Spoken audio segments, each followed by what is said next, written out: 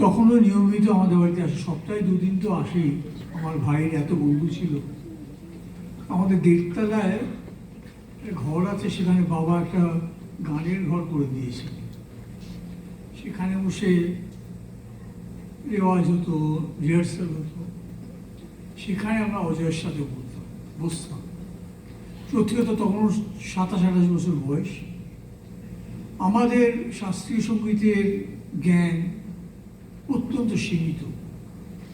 সেখানে অজয় ওইটুকু ছেলে আমাদের বুঝিয়েছিল একটা ঘটনা। আমরা বলছি একটা রাগ, টরি রাগ।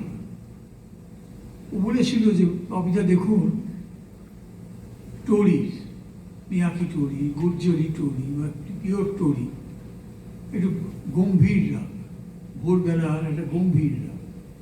কিন্তু এর মধ্যে দেখুন একটা টরি আছে, বিলাসখানি টরি। সেই বিলাসখানি টরির বিলাসটা কোথায় ও গিয়ে গিয়ে আমাদের বুঝিয়েছিল। সেই স্মৃতি এখন আমার মাথায় রয়েছে।